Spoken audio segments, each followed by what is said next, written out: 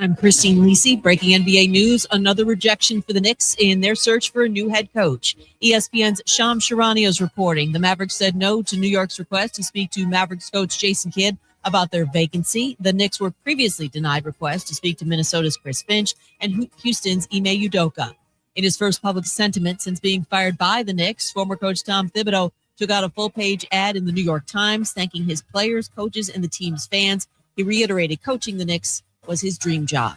As the Pacers get ready to host their first NBA Finals game in a quarter of a century tonight, star Tyrese Halliburton dismissing any concerns over his injury status, acknowledged he's dealing with a lower leg issue but won't be hampered in any way for Game 3 versus Oklahoma City. 7:30 Eastern ESPN Radio, 8:30 Eastern ABC. Series is 1-1.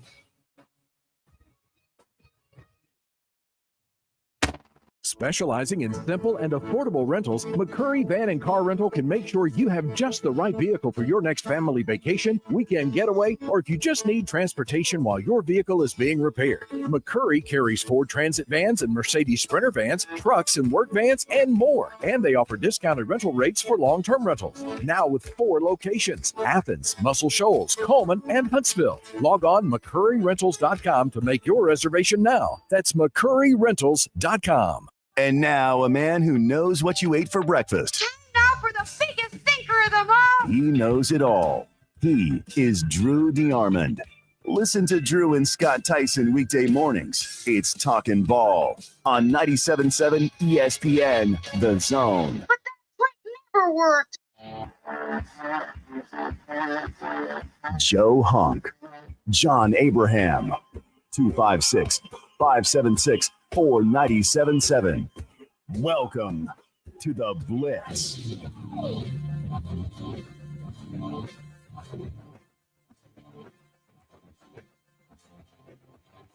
Hello and welcome in to a Wednesday edition of the Blitz. John Abraham, Joe Hunk, 2 hours straight of sports talk. And you guys able to join in on the conversation every single weekday from 9 to 11, 256-576-97.7, the number to hop in.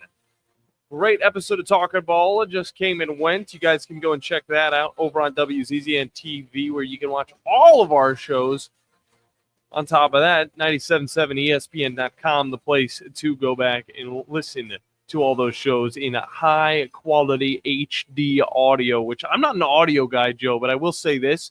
I love listening to the show. I love watching the show over on WZZN TV, but nothing is better than getting that crisp audio from listening on our SoundCloud or on 97.7 ESPN.com.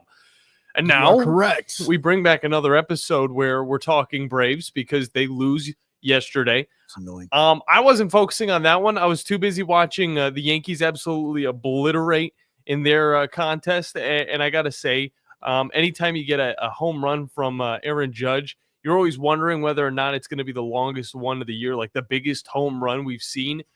It wasn't, but I will say, you know, when a guy hits at 269, you got to say that there's probably going to be some consideration on it being maybe in the top 5. If he hits at 269, it's a fly ball to the outfield. Well, in Yankees Stadium, it's a little bit different. 269, 269. I said 469. You said 269. I'm a dummy then. I was sitting there going, off the show. Is an out. I mean, this show is. It can go 105. Damn it. This show is all about gaslighting half the time, and then the other half is either us actually getting stuff wrong. 469. 469, totally different. It wasn't in Yankee Stadium. It was in Kansas City. And where did he hit it in KC? Let me take a little look, because it was left field. Oh God, he took out he probably took out the Hall of Fame. Yeah, I think he broke a window or something like that. It was actually the 3rd longest home run of the year. Still impressive to say the least, but Mike Trout, of course, has the longest earlier on in the year, 284. And that was against the Giants back on April 19th, right before my birthday, right before I turned 25 and my brain fully closed or whatever it is. And then his teammate Logan O'Hoppe hit one 470 against the A's on May 27th. So those are the 1 and the 2.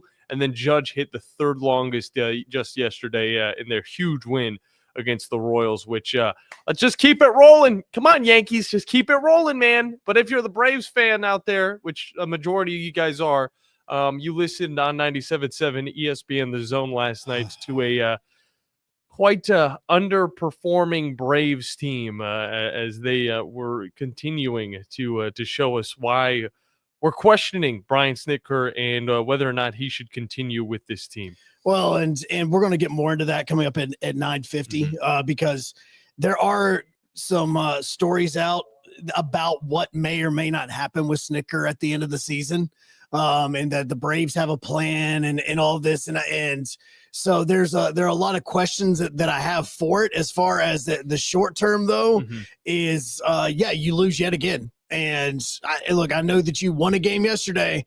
Congratulations, you won one. That's what today, and the reason why today is so incredibly big, because you play today, you're going to play at 1:00. Game's going to be right here on 97.7. You're going to be able to listen to it. And immediately following this, the Braves come home and they've got a series with the Rockies, which in theory should be a sweep. In theory, the Rockies have been playing a little bit better. Exactly. In theory, it should be a sweep. The problem is immediately after this, you have both the Mets and the Phillies for basically the next 2 weeks. Yeah. If you want to kind of pop your head above the water for the Braves, you got to win every single game against the Rockies. And so that's where you now are looking at, you could absolutely cut into the NL East lead that the Mets have, or you could officially be buried. One of the two can happen. So that's why, to me, today's game is so important, and it may not even matter depending on, what you're thinking about with Snitker. But you have afternoon baseball today, which gives you something that you can kind of kill a little bit of time while you're at work and you really don't want to do anything. You can listen to the Braves and just cry, just in your office. Just if you want to feel something, like if you just want to feel alive, like you just, like put your fingertips over an open flame. You just want to feel it just so that you can feel something. Jeez, what? What noise is that? Hey, shout out to Jenny in Georgia. New season came out on Netflix. Speaking of Netflix, let me ask you, John. Oh, geez. Here we go.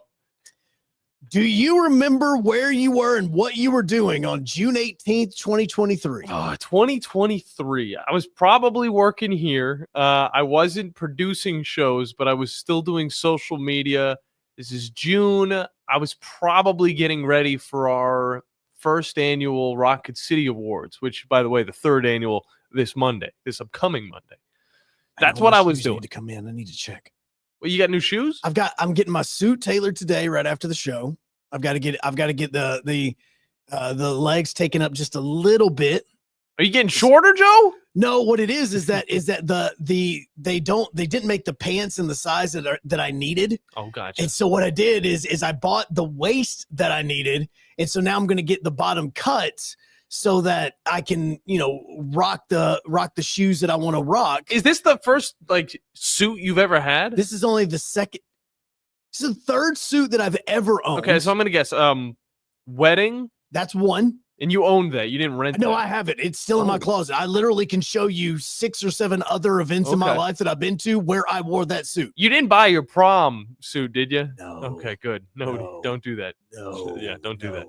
No. What was the other one you bought? I bought a suit when I was in college because I had to start doing some presentations that were supposed to be formal presentations. I was doing that.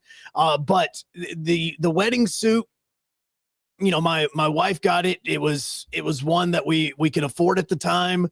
And it was, it was good for what it was. It was a suit that I could wear if I ever wanted to. The problem is obviously my style in 2025 is very different than my style in 2017 when we got married.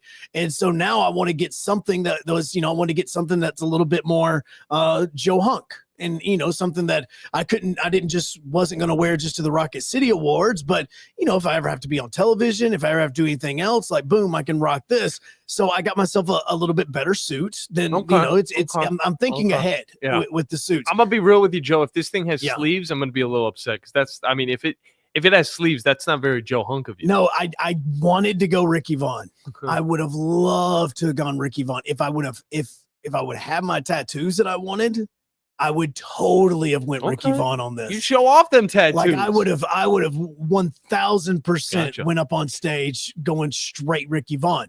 But now I've got everything, shirt, the suit, just got to make sure my shoes come in. Nice. Oh, you brought up something after June 18th. Yeah. 2023. I was working on, it was the 18th. So this is right after the RCAs. So I was breathing a sigh of relief. I may have been on vacation. You've just like, screw it.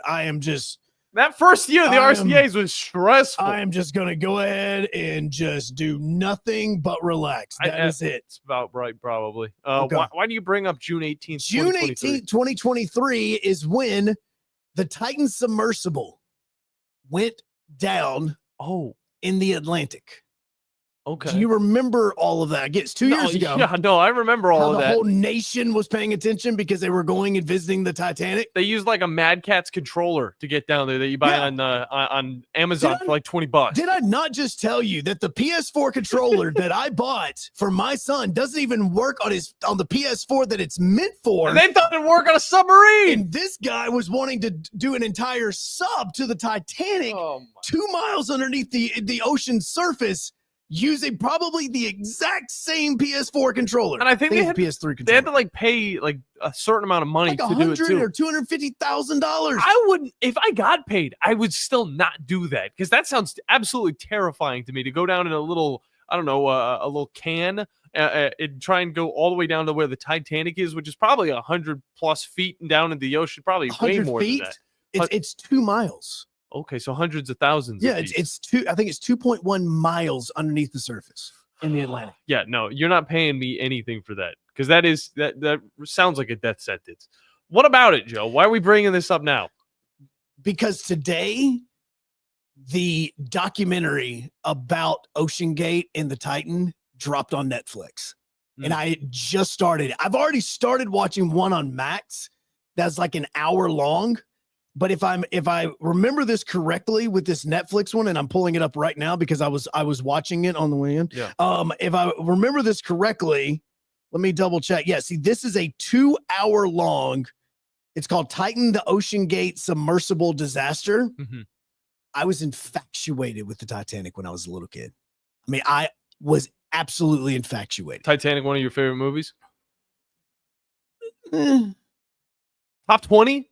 There was a game that I once played that was about the Titanic where you like go back in time and you go on the ship. Oh, it was a computer game. I played it for hours on hours. Didn't even do the game. I don't even know what the purpose of the game was. I just walked around the Titanic. Like I did. I just walked around the Titanic the entire time. But this Titan goes down and the whole world is infatuated with it. Now, obviously today is June 11th, which means, 2-year anniversary is coming up in next week on today. Mm-hmm. But I was infatuated when this Titan thing went down because all I could think about was like they were on the bottom of the surface of the ocean looking at the Titanic running out of oxygen. Like that's all I could think about. It's like they're staring at the Titanic and they are dying right beside. That's all I could think about. Did they even get to the Titanic? No, I think they only got like a half a mile down. Yeah, and then it popped. Yeah, the pressure of the sea. And I'll say this, Joe. I'm one to not really be afraid of anything. I'm more intrigued with a lot of things. So when I think of the sea, I do have submechaphobia. So if I see like a big pipe while I'm like swimming around, that stuff's gonna scare the crap out of me. Might be a cover 5 question, honestly. There's a cover 5 question in this. I'm letting you know there's a cover 5 question in this. But like the sea in general, I can hop in it. But if I go deep into the sea, if I am restricted to the sea's limits and what it has me in, then I'm terrified. Like I'm going to be shivering in fear. I'm not even going to be able to enjoy the Titanic. I would 100% go down to the Titanic as submersible. I just would do it in one that I knew was safe. Yeah, like a 300-foot long. Like it is submarine. No, like submarines can't even go that deep. I don't even think a submarine can go that deep. And so what's crazy about this is I'm going through the first documentary that's on Max right now, and I just started this one that I'm watching right now. But like they're doing the investigation, and people come in and they're under oath and all this. And one of the guys that has his own submersible company goes, during the investigation, he's standing under oath, and he's like, so, were you aware of the Titan? Like, they just ask a basic question. Were you aware of the Titan and what Ocean Gate was doing and everything? He's like, oh no. He's like, I went on the Titan. Like, I've actually went down. He invited me out. I saw it. And he goes, every single person in the submersible community knew that this was going to happen. Every single one of them. Every single person that does anything with submersibles knew that thing was never going to make it and he was going to kill people. Like, everybody knew. It was not a question of, hey, well, it may work and he may be coming up. No, it was this man is about to kill people. Just send people to their deaths. And so there's another thing, one's maybe called like Discovery America or something like that, where it's a guy that goes around and he, does things. Well, he went and investigated was going to do an episode on Ocean Gate and the submersible. He goes onto it. He gets locked in. They go down. They're still far enough down. And this is in the Bahamas where they can still see light. Like, there are still divers around and all of this. Everything in the sub stops working. Every bit of it. Oh, jeez. Controller stops working. Hey, that's my issue that I'm having right now. My PS4 controller stops working. Probably shouldn't buy that one from Amazon. A little less dire, though. Exactly. The computer stopped working. The radio to the surface stops working. Everything. They had to start writing notes on sheets of paper and placing them onto the windows of the sub so that the divers could get information to the surface.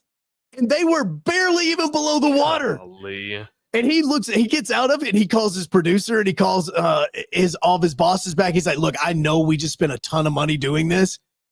There's no way we can run this episode. Yeah. This man's about to kill people. He's like, this is like this is probably the most unsafe that I've ever felt doing an event. Like, ever.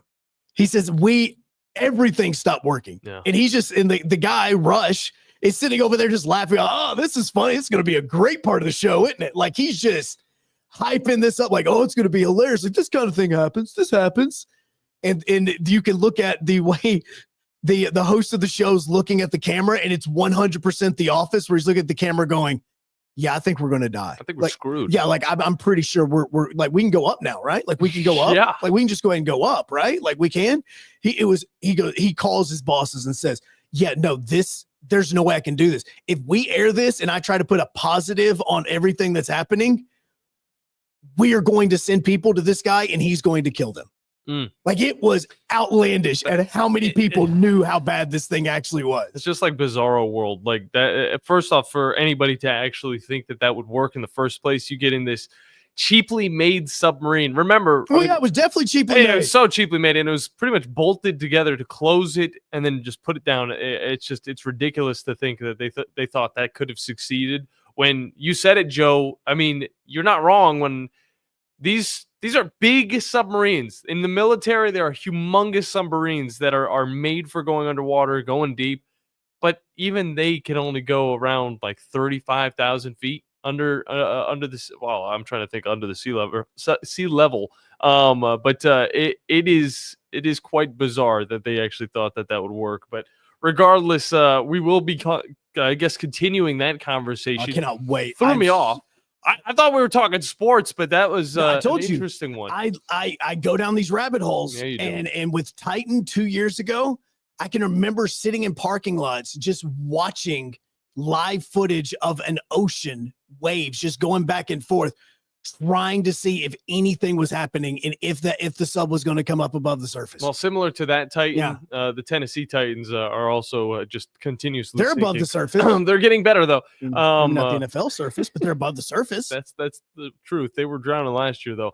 But on top of that, we do want to talk a little bit of college baseball. Of course, the World Series starts this weekend, Joe, and two teams that we're really looking at within the SEC, of course, Arkansas versus LSU will be throwing down against each other.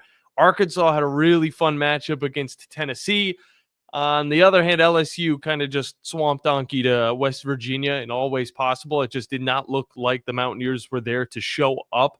And to help us talk a little bit more about that matchup is going to be Bryan Lazare from Tigerbait.com to give us all the details we need to know about their previous matchup, as well as what they've got going up against the Arkansas Razorbacks that looked almost unbeatable in their last matchup against the Tennessee Volunteers. We'll be talking that and so much more as we get through this fun edition of the Blitz here on 97.7 ESPN, The Zone, WZZN TV, and ESPN Winchester. Phone lines are open now. 256-576-4977. This is the Blitz on 97.7 ESPN, The Zone. You've seen those beautiful epoxy floors in a garage or carport area and have probably wondered, how can I get that done? Well, the answer is Lifetime Epoxy Floors. Lifetime Epoxy Floors is an A-plus rated business with the Better Business Bureau and has been family-owned for over 14 years. They do both residential and commercial applications and get most jobs done in a day. Lifetime Epoxy Floors' motto is, we love what we do, and it shows. Visit LifetimeEpoxyFloors.com to schedule a free estimate today and check them out on Facebook. By now, you know about Eagle Masonry and Insulation, and maybe you know that Eagle also does landscaping and dirt work. But how about after paint work? Shower doors, shelving, and mirrors, all taken care of by Eagle, the same Eagle that takes care of all your masonry, insulation, and landscaping needs. Eagle brings the same level of expertise to all these disciplines, and they're ready to provide you with a free quote. The website is the same, insulatewitheagle.com, as is the phone number, 256-755-1556. Give them a call and see what Eagle can do for you. Eagle saves you time. Eagle saves you money. Hi, this is Wes Neighbors. I'm here with Sam Fleming with Fleming Roofing and Restoration. Sam, tell the folks about Fleming Roofing and Restoration. Hey, Wes. Our company, Fleming Roofing and Restoration, specializes in commercial and residential roofing and repairs. I'm a fifth-generation Huntsvillian, and our family's been doing construction business in Huntsville area since 1965. Sam, what kind of roofs does Fleming Roofing and Restoration do? Our guys are skilled enough. We can come out and address any kind of leaks or issues you might have on your commercial, on your metal roofing, on your shingles. We can do anything, and we can offer you a solution to repair it, or we can replace it. You guys also do insurance restoration. Our staff has 10 plus years of experience as insurance adjusters, and we really do know the inside and out of the claims process at Fleming Roofing and Restoration. Check out Fleming Roofing and Restoration online at FlemingHSV.com, or you can call or text them at 256-651-9440. Hey, Wes, we show up. Would you call a plumber for a root canal? The same goes for selling your timberland or farm. Choose someone who understands your property and can help you on the front end so you can capitalize on the back end. I am Bo Butler with Southland Realty and Auction. As a guide, I have put many hunters in position to take a shot. It's time for you to take your shot. Let's talk about putting you in position to sell your property. Call me at 256-609-0512. Remember, Bo knows land. Hi, folks. Bobby White back again for Woody Anderson Ford, inviting you to come test drive any one of our over 100 F-150s. From rock-solid, dependable work trucks to our state-of-the-art Platinum Series, we've got an F-150 for you. Test drive one today, and you'll understand why the F-150 is the best-selling truck in America, going on 48 years in a row. Just as successful offenses and defenses are built on teamwork, Woody Anderson Ford is powered by our people. Our sales and service teams are well-trained to save you time and money. And because we want your business again and again, no one will work harder to earn it. Our mobile service teams come to your home or business for oil changes, brake work, tire rotations, and more. And the great thing is you don't pay extra for it. We come to you with mobile service at no extra charge. Proud to be local, family-owned, and at your service for over 62 years. Woody Anderson Ford, Alabama's F-150 Superstore. Your Fox 54 weather brought to you by Tellini's Italiano. Dropping into the mid-60s as we head into the overnight. A mostly cloudy, overcast sky through Thursday afternoon. We are going to get to enjoy a little bit of sunshine, but at the same time, a couple of scattered showers and thunderstorms are going to be in the forecast. Temperatures climbing into the mid and upper 80s. Rain becomes a more prominent feature across the Tennessee Valley as we head into your Friday. I'm Chief Meteorologist Jordan Dressman on 97.7 ESPN The Zone. Your Fox 54 weather only on 97.7 ESPN The Zone. Want to save some money? I can take money and I can make it into more money. Just check out our zone deals online at 977ESPN.com. We are 97.7 ESPN The Zone.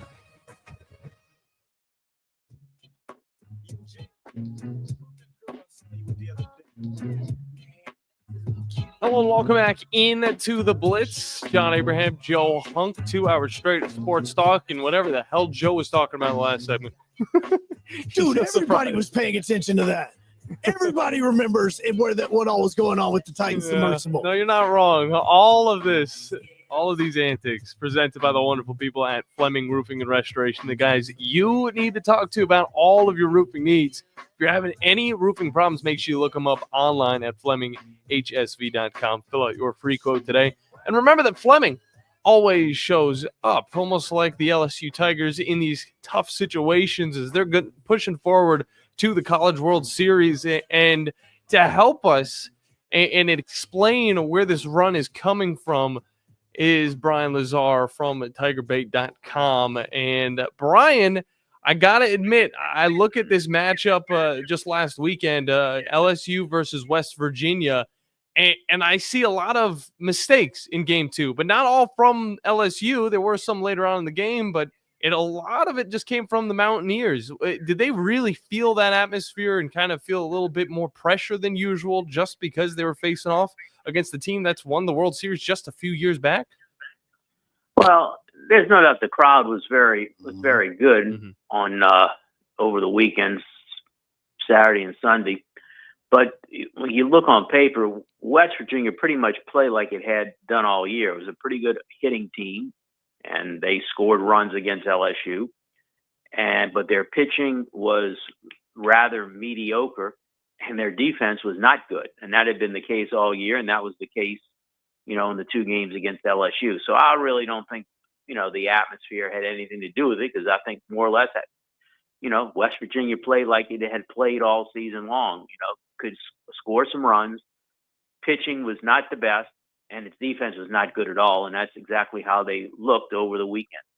Oh, yeah, and it seemed – I don't want to take anything away from LSU because they started off the game strong. Of course, Currell, he got the bats going hot right out the gates. And talk about that batting lineup. It just seems like there's a hitter around every corner.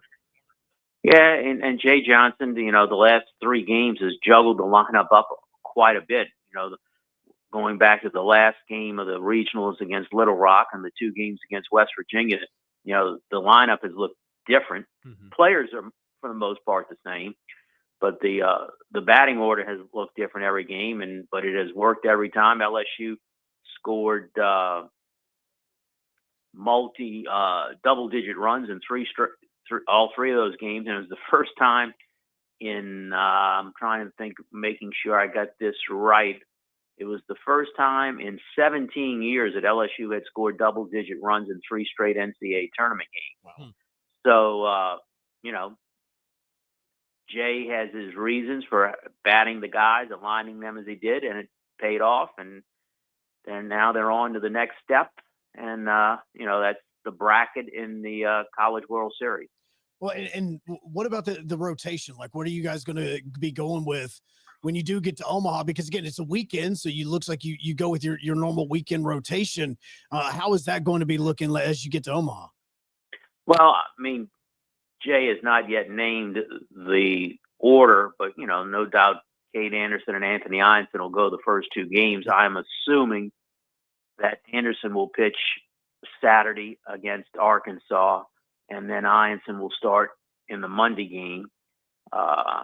And then they'll just take it from there, depending upon where they stand after those 2 games. Look, LSU, if you have 2 good pitchers,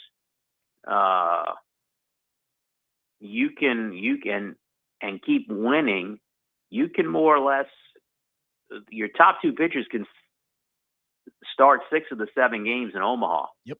So LSU certainly has 2 good starters in Anderson and Einson.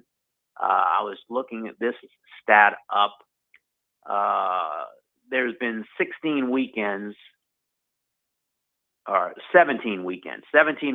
college baseball, 4 non-conference, 10 in the conference is 14. The SEC tournament weekend is 15, and then the first 2 weekends of the NCAA tournament, so that's 17 weekends.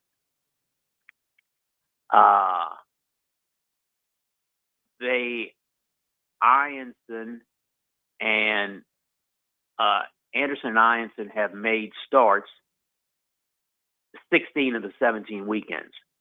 and 11 of those 16 times, both of those guys, LSU won both games those two guys started. So if they, which is basically 2 out of every 3. Well, if they can keep that up, then they win games that Anderson and Ianson start this weekend, and then they can do it the following week in the championship series, and LSU maybe be able to come up with another national championship. But look, the game with Arkansas, is going to be a very tough game. Yes. LSU won 2 of 3 games in the regular season in Baton Rouge, and when you look at it, LSU won 1 game by the 10-run rule. Arkansas won 1 game by 3 runs. And then the other game went in extra innings, which LSU won. So it's going to be a very, if you look at it and say, could it be another 2 out of 3 matchup between LSU and Arkansas in the bracket? That's certainly possible. And it'll be very, be a very interesting 3 games if that's the number of times they meet. Joined right now by Bryan Lazare from the Tigerbait. And I was curious because you were talking about Cade Anderson and him getting the start against Arkansas in this. Do you think that there would be a discussion at all about the last time these two pitchers between Ianson and Anderson went on against Arkansas? Because Ianson, he didn't allow a run the last time that they faced Arkansas, did he? I was just curious about if they go with something like, hey, last time we know you've already faced them and you pitched well against them like that. Well, that's true, but again, I think they're trying to keep guys on rest. Gotcha. Ianson started Sunday, so if they want to give him a full, not that he needs it. He's pitched on short rest throughout the year, but if you give him full rest, that would push him to the Monday games. And Anderson started Saturday, and he would start Saturday. He'd be on his regular rest. So, that's why I think that would be the case. But look, like I said, Jay Johnson has not yet said how he will start. So, look, he could switch and pitch Ianson against Arkansas. We'll just have to wait and see. I promise you, he's not going to let anybody know until they get up there, or maybe not even until game day. But until you look out there and you see which guy's actually throwing with the starting catcher? That's right. Yeah. And I want to take it back to 2023. Think about that insane run that LSU had. Of course, Paul Skeens on that roster as well. And you look at this roster right now. What are the differences that we're seeing from this type of team? It's Jay Johnson again, coaching this team to a possible World Series, and of course LSU no stranger to this moment. Well, it's a definitely different team. The 2023 team had the top 2 picks in the draft, Paul Skeens and Dylan Cruz. Mm-hmm. This team does not have the top 2 picks in the draft. I don't know if anybody, Cade Anderson, will be picked very high. One mock has him being maybe the number 1 pick in the draft, but he'll get picked high. But they don't have a second person that's going to get drafted that high. So that's one difference. And the second difference, that 23 team had like 4 or 5 3-year starters on it. This team does not have that.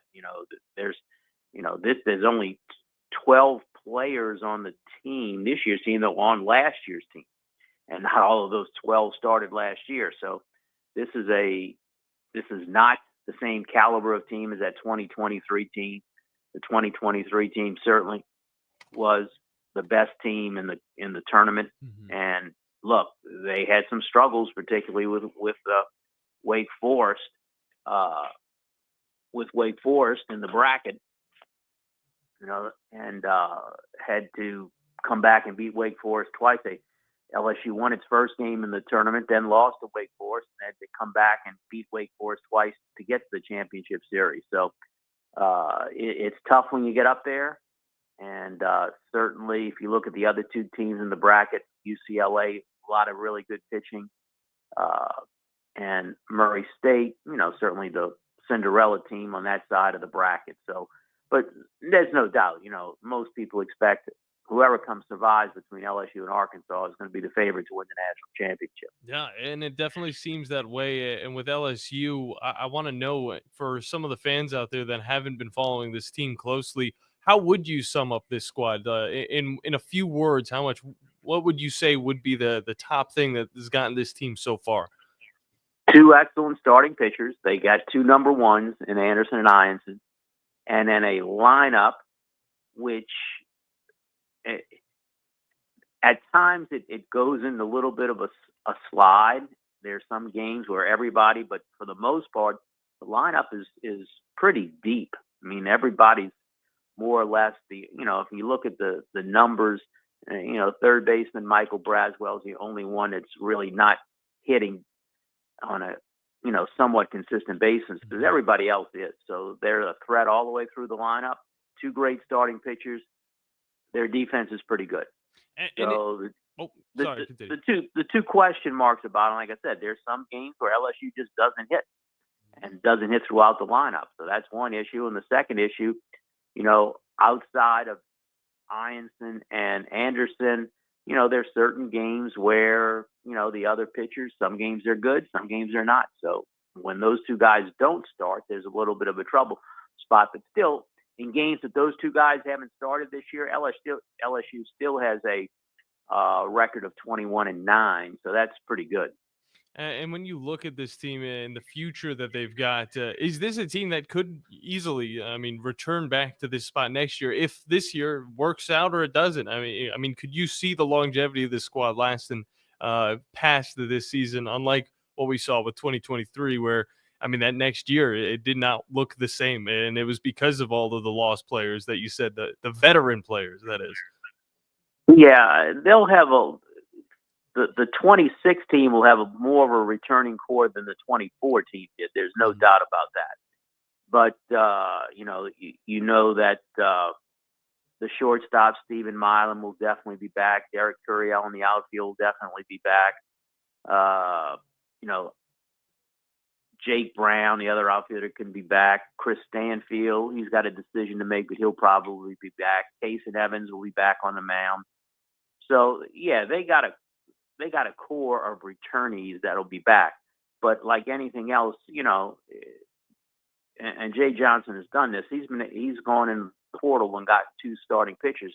This is 2 straight years. Last year, the top 2 starters in the rotation were Luke Holman and Gage Jump, 2 transfers. And this year, it's Anderson and Ianson. Anderson is a returning. He's been there at LSU, but Ianson came out of the portal.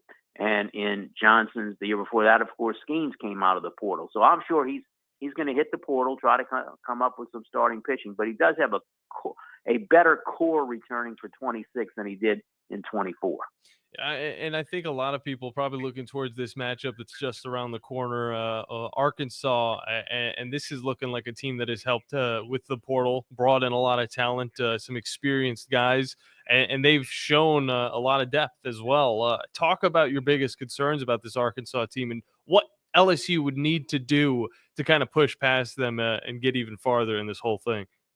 Well, Arkansas has always been, under Dave Van Horn in recent years, very good pitching, and that's still the case this year. Maybe not quite as good at the top, but their depth of the staff is excellent. But what separates this Arkansas team from some of the others is offensively they're a little bit better this year, and that's the big concern. Arkansas can score runs a little bit better than they have been able to do the last few years. So, look, Arkansas is the one team. In this run of the SEC right now, Florida won the national. Tennessee won the national championship in 24, LSU in 23, Ole Miss in 22, Mississippi State in 21. There was no tournament in 20. Vanderbilt won in 19. So in this run, Arkansas is the one team that hasn't won one. And go back to 18, Arkansas was in position to win it and missed a fly ball and ended up losing game 2 and then lost the decisive third game. So it's really Arkansas's turn to get one. And a lot of people say if the mojo is going to may go in the Razorbacks direction this time. Well, and how does somebody like a Jared Jones, or you're talking about the power of the bat? Because when we think of Arkansas, we do think of their power bats. And, there's this thought that, oh, you're going to have to score 9 or 10 runs just to beat this Arkansas team. Obviously, we know what you were talking about with the way LSU and Arkansas went a couple of weeks ago. How is that going to play out in it with the way that Arkansas is playing so hot right now, but obviously with the way LSU's hitting? Yeah, I don't, look, the ballpark in Omaha is not a hitter's park. It's a pitcher's park, particularly if the wind's blowing in. So am I anticipating 10-9 game Saturday night? No, I'm not anticipating that, and I don't anticipate a lot of high scoring games in that place. It's because it's a pitcher's park, and if a pitcher can use the park to his advantage, get a lot of fly ball outs. They can hit the ball deep, but a lot of times the ball doesn't travel well there. So I'm not looking for, like I said, I'm not looking for 10-9. I don't think that's what the games will be like, and particularly on Saturday when both teams are going to have their, number one guys going. Bryan Lazare from Tigerbait.com. And before we get you out of here, Bryan, I want to know, if it's not an Arkansas, if it's not an LSU that ends up winning this thing and continuing this SEC streak, who is it going to be? I mean, this is a wild World Series field right now. A few of them don't have World Series wins. Arkansas counting as one of them. But I mean, who would be that next team up? Well, certainly in the LSU side of the bracket, UCLA, because its pitching is a threat. On the other side of the bracket, I think, Coastal Carolina, who was a surprise winner some 9 years ago, beating Jay Johnson's Arizona team in the championship series. And then Oregon State would be the two teams on the other side of the bracket. So I think the other team will be one of those two, either Coastal or Oregon State. So those are the teams. Those would be, if it's not LSU or Arkansas, I would say it's going to either be Oregon State or Coastal Carolina. Well, that's definitely interesting, to say the least. Bryan, always appreciate you hopping on with us, giving us a little bit of details around Baton Rouge. Let the people know where they can find your work and follow all things Tigers. Go to www.tigerbait.com, sign up for the site, get everything about LSU athletics, and you can follow me on social media at BLDOR, at BLDORE. Great stuff, Sweet. Bryan. Looking forward to the games this week. Enjoy it, and hopefully LSU can maybe get a dub against the Razorbacks. Okay. Talk to you guys later. Thank you. Yeah, thank you, sir. Great stuff. Bryan Lazare from Tigerbait.com. Go and check his workout and all that's centered around Baton Rouge. It's going to be an interesting – I think this is definitely the most appealing matchup just because of what we've seen from the bats, what we've seen from the pitching. And, of course, it's the SEC. I mean, eyes are going to be on this because they want to see if a team is good enough to extend that streak that the SEC is having. Yeah, and the good thing about this for LSU and Arkansas is that they're not going to be the first game out the gate, which I'm always ecstatic for, because that's going to be your Coastal Carolina, your Arizona game. Like we always talk about that, and I always say, like, okay, what's the first game on the field in the stadium where everything is getting kicked off, like it can go in there, and that's Coastal Carolina, Arizona. Like, to me, that lends itself to me just going ahead and say Coastal Carolina is going to win that, because they're not going to be really thrown off by the way this is going. And then when you look at the day 2 bracket, which is obviously bracket 2 that involves UCLA, Murray State, Arkansas, and LSU, like, to me, the winner of this Arkansas LSU game is going to be the one that's going to represent you in the national championship round when you do get there. Just because the way Arkansas is hitting right now, I look at LSU, and again, they have the pitching part to me is really unique, just because that's the reason why I asked him about that, because I look at the two pitchers and I understand the rest and the way that you're going with this. But a lot of this now is more about your single game tournaments. Like, this is all about winning one particular game. You are most likely going to have to beat Arkansas twice at some point in time in this bracket just to get to the national championship round. And to me, I'm sitting and thinking, I would much rather only have to beat them once in a couple of days, and instead of having to fight my way out of the losers bracket and just have to beat them again. that's where I'm curious about the Ianson part of this, because I know what he said, but Ianson also didn't give up a single run against Arkansas. And to me, that's a hold up. This is about the matchup more than it is about this is the day that so-and-so pitches, because now you're in Omaha and you're doing the same thing that you would do. It doesn't matter if you're on this day on the road or that day on the road. Your routines don't really change that much. So I would think about possibly swapping that around. Yeah. But that's just, me looking at it right now from, where we are. Well, for Arkansas, if they're able to get past the pitching of LSU, of course, I think the ceiling is a little bit higher for LSU on the mound. But whenever it comes to the consistency, you look at UCLA and what they've been able to do throughout this year. It seems like they've just got a guy for every single day. Now, are they as elite as some of those top pitchers? I don't think so. But I think they are good enough to give Murray State, of course, a run for their money. And then it's that next matchup. I don't know if I'd want to face them in that second matchup on the winner's side of the bracket. But at the same time, you can't strategically lose a game, Joe. You can't there's do no that. chance on earth you want to lose a game in Omaha, mainly because you do want to start to have those days off, because the way that Omaha works a lot of times is the more you win, obviously, the more rest that you're going to get. So you look at what's happening as far as this Saturday game is concerned. Regardless, you're going to be playing on Monday. Mm-hmm. No matter what happens on Saturday, you're going to be playing on Monday. But if you win on Saturday and win on Monday, you then get Tuesday off, and then you're there for Wednesday, and then possibly you have 2 or 3 days off until the championship round, which is going to start on Saturday. But if you lose on Saturday, you then would have to play Monday, Tuesday, and Wednesday just to possibly then get to Thursday to play again. You get 1 day of rest. Yeah, exactly. So this whole thing in this very first game is so incredibly important, because now you get a little bit of rest when it comes to how you want to start and use your starters. Because regardless of who does or doesn't pitch tomorrow, or I should say Saturday, they're going to still have a couple of extra days rest and pitch on Monday. So they were never going to be on their regular starting pattern as it is. Mm-hmm. So if you're really thinking about it, and you have to strategize this way, the pitcher that I am pitching in this series on Saturday, I have to be thinking to myself, they're either going to be pitching Thursday in a decisive game to try to get us to the championship round, or they're pitching game 1 of the championship round.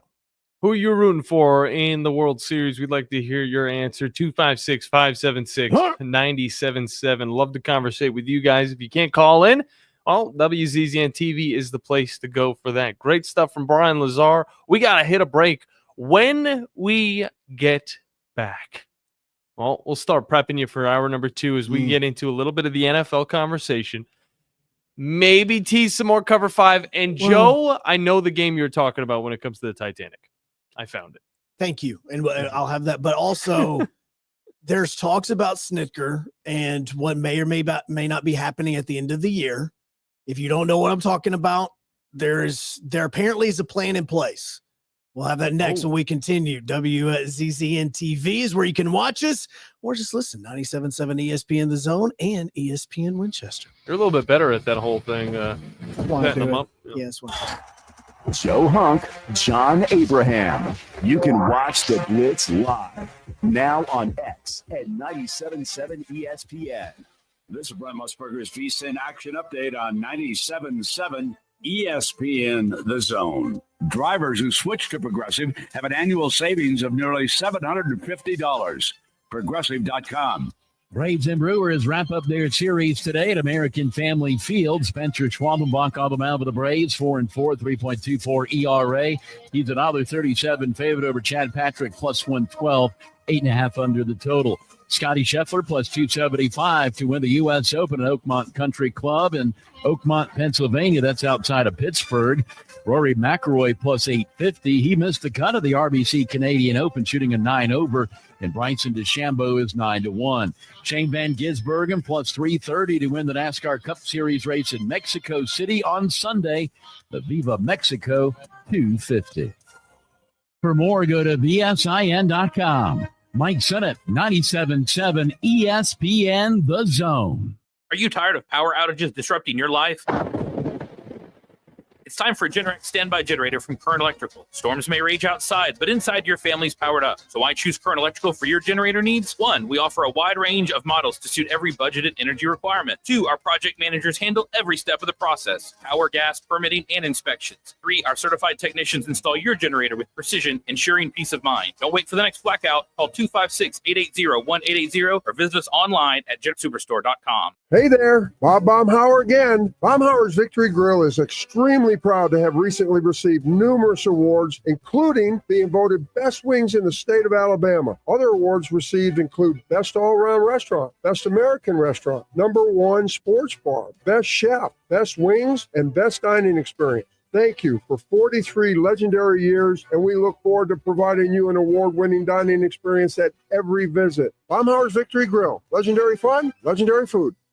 Tom Luganville here for my friends at Woody Anderson Ford. Bobby White and his team take great pride in their service department, and you can see it the moment you walk into those beautiful new service lanes. And just like a championship team, they all work together to make sure your experience is second to none, whether you drive a Ford or not. Also, check out the gold certified pre-owned inventory at Woody Anderson Ford for great deals every day. Stop by and see them at Jordan and Sparkman or at Woody Anderson of Madison on Hughes Road, or visit WoodyAndersonFord.com. I'm here with Stan McDonald of Jacob Title. Stan, I've heard that every real estate closing at Jacob Title is a very big deal. Why is that? Wes, I'm reminded of a very impactful statement that I heard from Coach Gene Stallings years ago when he talked about big games and little games. He said he didn't like that comparison. He says, because try losing one of those little games, and if you ever do, it ends up being the biggest game all year long. Well, it's the same thing with real estate closings. Every game, every closing is a very big deal at Jacob Title, because when it's your closing and your contract on the line, it's a very big deal, and we understand that at Jacob Title. So it sounds like whether your client is a first-time residential buyer or a multi-million-dollar investor, they can expect your A game. That's exactly right. As a matter of fact, when you bring your real estate closing to us at Jacob Title, we understand it's all about trust and confidence.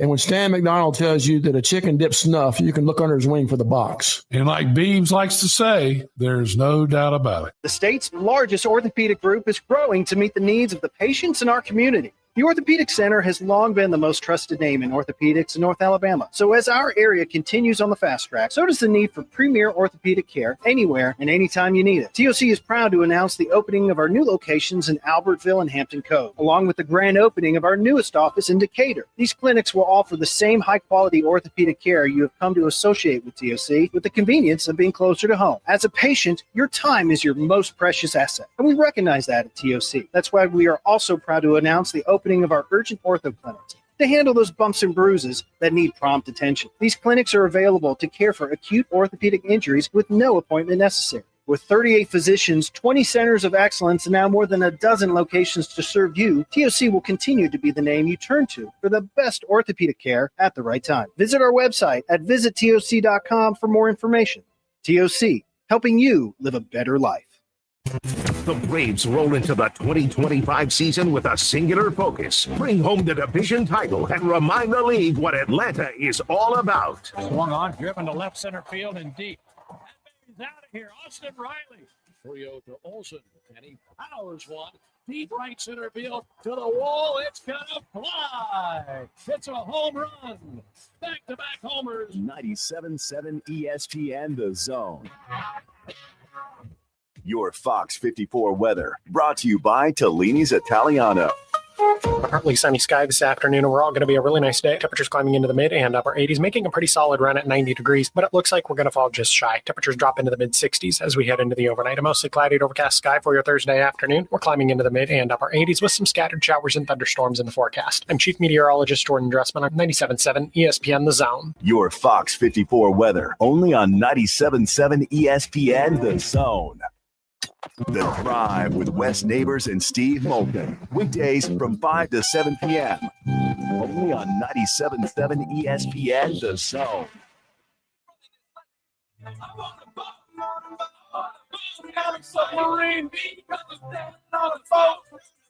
It's funny, Joe. People that are on boats already. It's ridiculous. What a funny. Is Tom on the boat? Is the baseball game's coming up? Baseball game's coming up. We've got an hour of Tom. Yeah, Okay. I tried to negotiate them going with the full pregame, but I Gotcha. lost. Oh, well, he'd probably be on a boat right after that. Other people that were on the boat, the Titanic. Yes. That refers to the earlier conversation. Joe, I think the game you played was Titanic Adventure Out of Time. It may have been. You go back in time, and apparently you're like supposed to be stopping the crash. Yeah. I feel like it'd be never tried pretty that. easy to stop that crash if you go back in time. You go up to the guy driving the boat and you tell him, I'm the captain now. Let's just not hit that iceberg. There's an First iceberg coming up. When did the game come out? Ew, it looks like 92 maybe. Okay, so you're trying to tell 8-year-old Joe to save the world.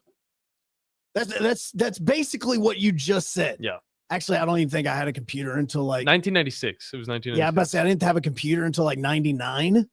So yeah, I mean it's 13-year-old Joe. And he's sitting on a computer. It's probably the best thing I probably could have been doing on a computer in 1999. It's very true. Yeah. I mean, it's kind of shocking actually that I was playing a video game on the computer. But I'm thinking to myself, I wasn't going to do that. I was just touring the ship the entire time. I don't blame you. Was it accurate at least? Oh, it's extremely accurate. Okay. No, everything that I've ever seen image-wise, obviously, the game is 1996. Yeah, the 3D doesn't really stand. Yeah, up it really to doesn't. today. It doesn't really look the same, but the idea is similar. Relive the experience. It looked like at every image that I've seen, every single lunchroom or cafeteria or anything like that they have on the ship that I've seen pictures of, it's accurate.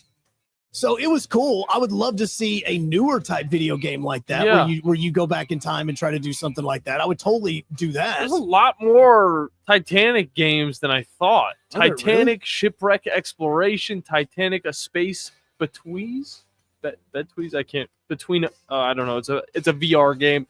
Call of Duty did a zombies map on the Titanic, which is kind of cool. Titanic Mystery on the DS. Why do you do it? Why do you even do anything? You just sink the ship. You kill all the zombies. It was already halfway sunk. Just let it sink. This is the Blitz with Joe Hunk and John Abraham. 256-576-4977. Eagle Masonry and Installation. It's right there in the name. Eagle is your one-stop shop for block, stone, or brickwork, monument signs, and outdoor kitchens and fireplaces. Eagle also offers the finest craftsmanship and insulation, including fiberglass or spray foam insulation, and of course, insulation removal. Philip Love and his team have years of experience, bringing the region the best in masonry and insulation services. For more information and a quote, visit insulatewitheagle.com or call 256-755-1556. Eagle saves you time. Eagle saves you money. Hi, my name is Dan Aldridge. I'm here to let you know about the Aldridge Law Firm and the soon-to-be-announced Legal Town Center. I've been practicing law in Alabama since 1984, and I also practice in Tennessee. And I'm from North Alabama, and I'm here to represent you and take care of your legal needs. For many of us, hiring an attorney is not high on the priority list and maybe a little scary. But it's something that we all need at some point. So by all means, do your homework. And if you need representation for car accident, wrongful death, medical malpractice, nursing home abuse, or estate planning, or any other matter, just give us a call at 256-534-3188. And you can email me at Dan, that is Dan at danaldridgelaw.com. Dan at danaldridgelaw.com. God bless America. No representation is made that the quality of legal services to be performed is greater than the quality of legal services performed by other lawyers. Tom Abraham here for my friends at Your Home Window Company. When it comes to replacement windows, exterior doors, or new window screens, Your Home Window is the answer anywhere in Huntsville, Athens, Decatur, or Hartselle. Your Home Window windows and doors are made here in the USA and come with a lifetime warranty. When replacing those old windows or doors, Your Home Window has the solution for you. In-home estimates are always free and financing is available. Learn more at yourhomewindow.com and see clearly with Your Home Window. Visit yourhomewindow.com to make an appointment today. I'm here with Stan McDonald of Jacob Title. Stan, I've heard that every real estate closing at Jacob Title is a very big deal. Why is that? Wes, I'm reminded of a very impactful statement that I heard from Coach Gene Stallings years ago when he talked about big games and little games. He said he didn't like that comparison. He says, because try losing one of those little games. And if you ever do, it ends up being the biggest game all year long. Well, it's the same thing with real estate closings. every game, every closing is a very big deal at Jacob Title, because when it's your closing and your contract on the line, it's a very big deal, and we understand that at Jacob Title.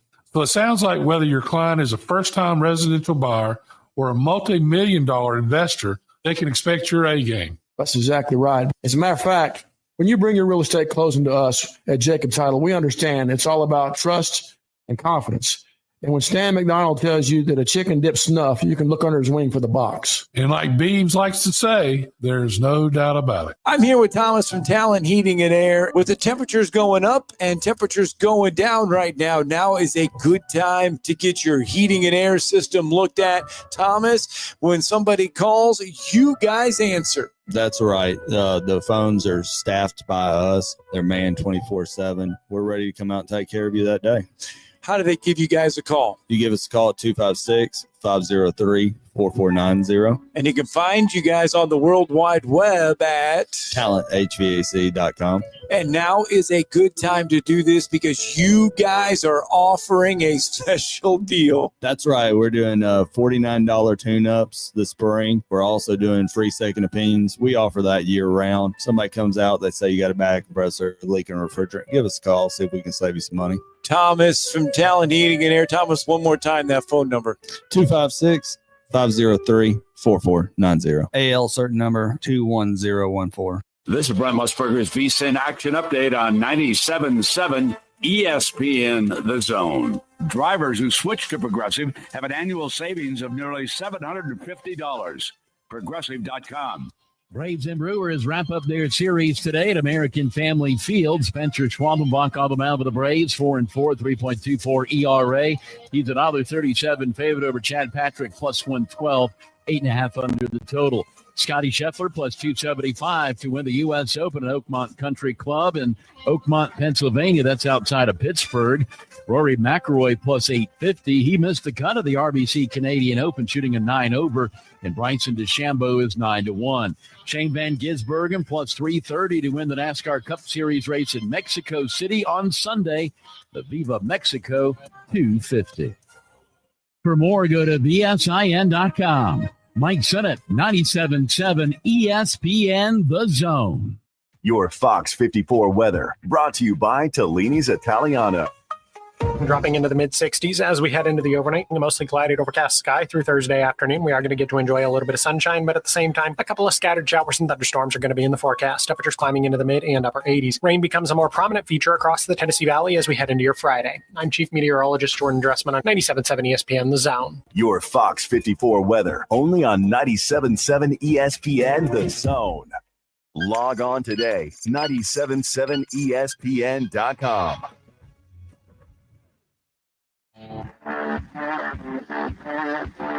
Joe Hunk, John Abraham, 256-576-4977. Welcome to the Blitz. Second hour, final hour, best hour on 97.7 ESPN The Zone and the Blitz. Joe Hunk, John Abraham. On this Wednesday, Braves baseball pregame begins at 1 o'clock on 97.7 ESPN The Zone. You can hop in on WCCN TV, same way Matthew has, saying good morning. Good morning, bro. We appreciate you hopping on. You can get that chat going. If you can't, give us a call at 256-576-977. And, of course, it may be hot right now, maybe warm. It's going to be a little bit sunny, but every once in a while, you may need a little bit of work on those roofs. And, as a matter of fact, everybody in my neighborhood apparently needs that. Right now, I had a gentleman stop by the house as my wife and I were getting the kids out of the car yesterday, about to take my son to VBS. He's like, hey, just, if you need a roofing, I was like, nah, we're good. I got Fleming Roofing Restoration. No doubt. We're good. They're the guys you need to talk to about all of your roofing needs, whether it's extremely hot outside or extremely cold outside. These guys show up, and all you got to do is look them up online, FlemingHSV.com, fill out that free quote, and get them on over to your house so you can sit comfortably knowing that your house can withstand the elements and watch all the sports you want. So apparently there is a new Titanic video game that's actually supposed to be coming out. Oh, okay. So we're talking more video games. Yeah, All right. no. Just saying this in the very beginning. Titanic Honor and Glory is a game that is being developed that they released a demo back on March 3rd of 2023. And it is still in development right now. So And what's the difference? What can you do in this game? I believe this one is a game in which you are. God, I was reading the synopsis a second ago. It's not good if you already forgot about it. No, because I've read about 4 or 5 different synopses. One where it's a murder mystery on the boat. There's one in which that you are actually trying to stop the boat from sinking. There's another one where like you are trying to get on the boat and try to sneak on because this one is about clearing your name of a crime you didn't do, and the clues for the people that are trying to convict you or whatever are all on the boat, and you're trying to get the clues to fix it. All right. I think that's what this one is. I'm looking at the gameplay right now. It's actually really cool. You get to just walk around the entirety of the Titanic. It's kind of like if you were back to being your 13-year-old self, Joe. I mean, you would be you'd be having one hell of a time. I don't even know what you do in the game. I never knew what you did. I just walked around the boat. That's all I did. If instead of sitting there watching American Dad, because again, 1999, Family Guy was just now came out. Like instead of watching that, instead of just doing anything else, just randomly, I was just killing time by just walking around the Titanic. Yeah, which is more than the people in that submersible was able to do. Well, I was playing Flash games in 1999. No, Okay. just a little bit later after that, though. I played Flash games mainly on my my parents' computer, so it was like a family PC. And I remember Egg 2, Not Doppler, all of those. And there were some games that gave me some trauma after that. Now, I will say. 2 new documentaries are out. One is on Max. One is on Netflix about the submersible disaster that took place a little over 2 years ago. The anniversary is coming up in about 7 days from right now. This should have been the reason title why of the video. What? Should have been straight up just remembering the submersible from 2 years ago. Oh no, we're not remembering it. Anybody that once you start finding out all the details, these are some of the biggest morons to ever face the earth. Yeah, they're that morons. tried to pull this off. Like seriously, You want to forget about that American history right there. No, those guys are morons. Braves might be morons. Don't know. Trying to figure it out because everybody and their brother is saying that Bryan Snitker should be fired. I'm one of them. But apparently, the Braves are supposed to have a plan. But when you have a plan, sometimes the plan kind of goes awry. Am I wrong? No, you're not. I mean, that's the way that I'm thinking about this. Is I was just saying, like, look, I understand that you may have a plan at this point in time, but is it? Do we need to start thinking about this? Do we need to start thinking about changing this? Well, do you know the plan? So Bob Nightingale, which when we talked about it yesterday, Tom mentioned it on his show. I went, wait a second. If Bob Nightingale says that the Braves actually have a plan for Snitker to retire at the end of the year, like, why isn't this getting more like publicity? You know what I'm saying? Yeah. Like at this point in time, why are you not coming out and saying, yeah, so the plan at this point in time is Snit's going to remain the manager until the end of the year. But during one of the articles that Bob Nightingale put out, he said that despite Atlanta's frustrating season in which they are in danger of missing the playoffs for the first time since 2017, Snitker's job appears to be safe for the remainder of the season. He's had 7 consecutive playoff appearances for Atlanta, and of course the World Championship. Snitker's contract expires after this year, and he's expected to retire as a manager and then move into an assistant role. Okay. So it's gonna be fine, but we gotta wait until after this year for some changes to actually be made. That's where the question lies. I wouldn't want to focus on this either because I see this story coming across my timeline and I'm thinking, so nothing's gonna happen. No, but see, here's my thought is, and I'm curious about why this hasn't been brought up, because when did this article come out? Because this article actually just came out. It came out 3 days ago. Like, how is nobody else really even mentioned this?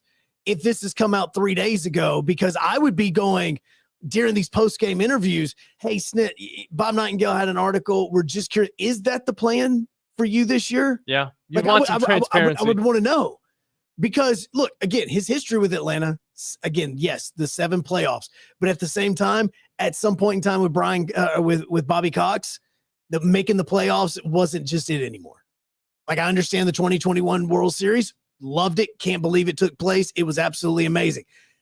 But just making the playoffs now, that's a very low bar. Well, again, you act like they didn't just win the World Series 4 years ago. So I There's mean, a lot that can change in 4 years. Yeah, you're not wrong, but it's still, this isn't a team that's gone to the playoffs multiple times and just has not been able to win a Super Bowl. I'm thinking of the Steelers right now. Nobody in Atlanta can win a Super Bowl. You're not wrong about Yeah. that. Maybe Michael Penix will Yeah. change that. Shout out to him. But I mean, this is a guy that has recent success with this team, and I don't think a lot of people want to see him go. But of course, there needs to be a change. Well, and a lot of people are looking at Snitker as that change that needs to be happening. The issue that I have with this is that, look, if that's the plan, that's great. I understand that. One, you need to acknowledge that so that Braves fans can actually celebrate the man at some point in time. The other part is you still have an opportunity to make it to the playoffs this year. But with the way that this team is playing, that's where I start to go, okay, is it actually more of a time where he needs to go ahead and they need to expedite this plan? Yeah. You keep giving people hope by saying this team could still make the playoffs. Well, they can. Look, you have multiple players on this team that are all-stars. Chris Sale is an all-star. Marcell Ozuna is an all-star. The way that Ronald Acuna Jr. is playing right now, he's going to be an all-star as well. You have those guys. As much as I bash Ozzy Albies, he's actually been hitting kind of decently over the course of the last few days. But you're looking at the way that this team is losing. The bullpen is atrocious. At least the back end of the bullpen is. Don't even know why Pierce Johnson went out 2 different times.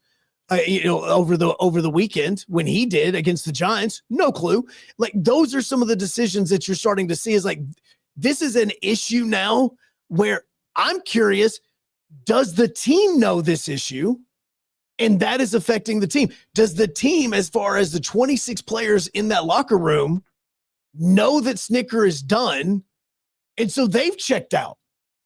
Like, I mean, yeah, he's teaching me, but he's not even going to be here next year. I don't know if I would check out on that. I'm just like, I think this would be a last hurrah. I don't think it is because they know that he is going to be done at the end of the year. Yeah, but what there's no connection that, I mean, again, Chris Sale is a guy.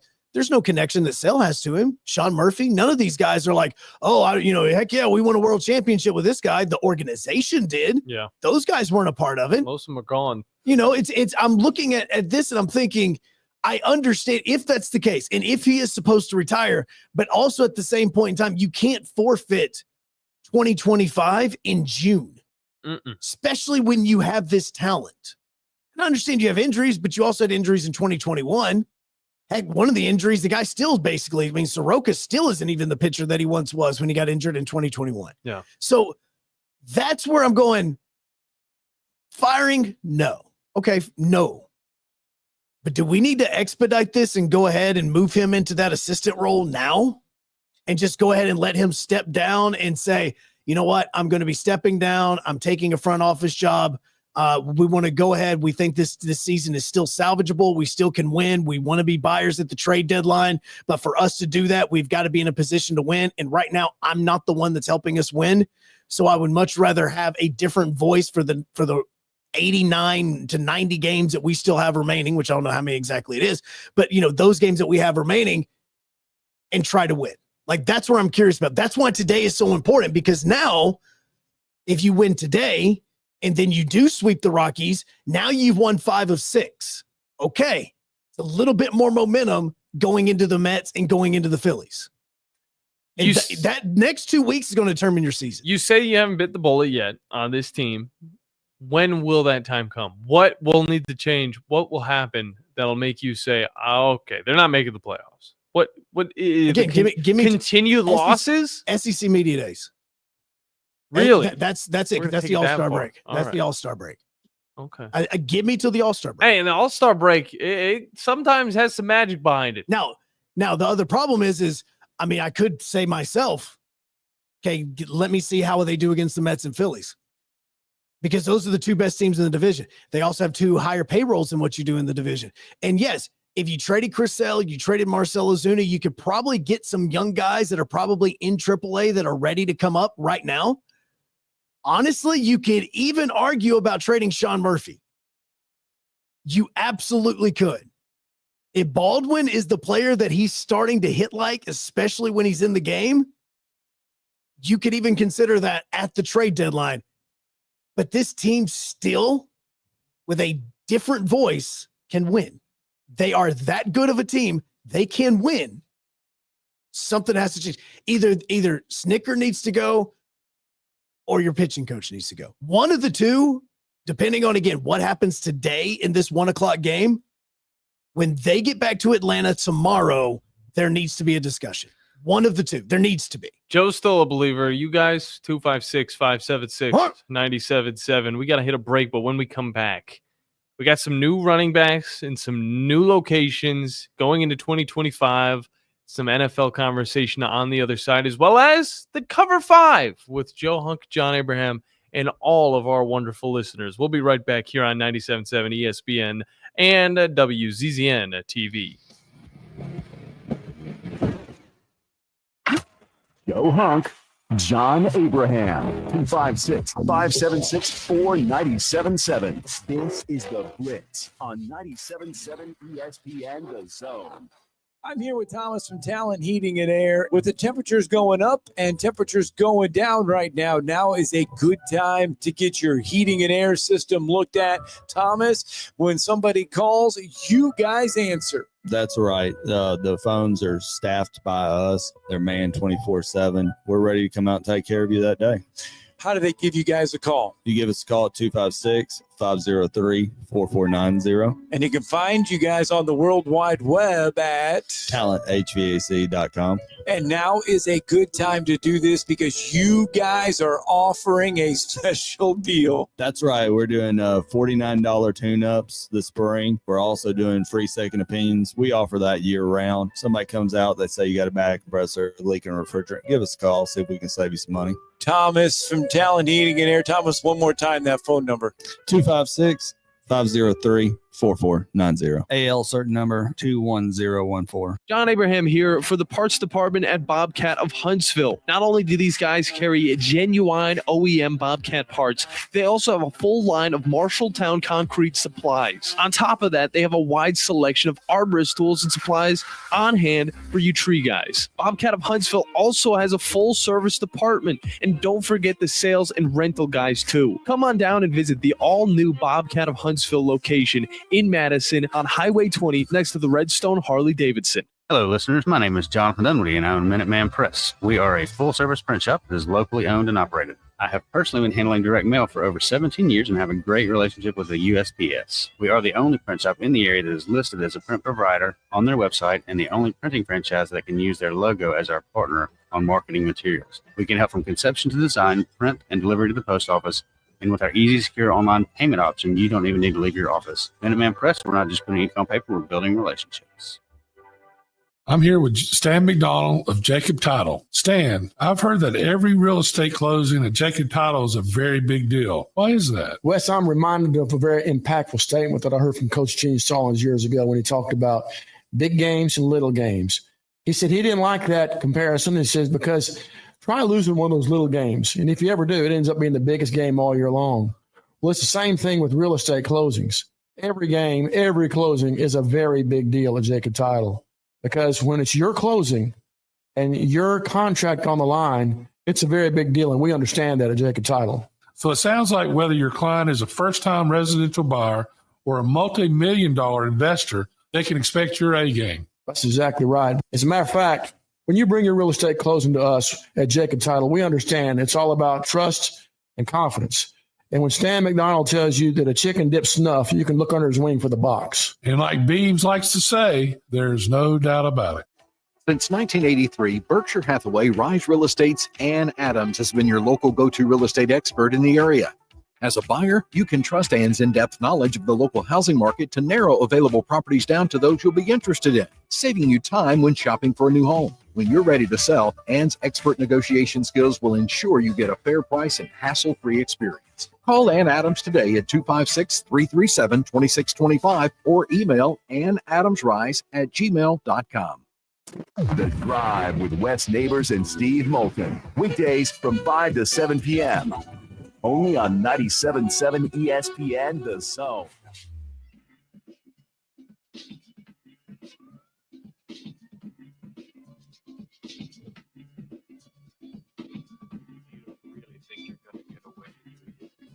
You can follow us on X at 977 ESPN. You can also follow myself at Joe Hunk, John Abraham at John Abraham ESPN as we continue on the Blitz. 97.7 ESPN The Zone, WZZ and TV is where you can watch us.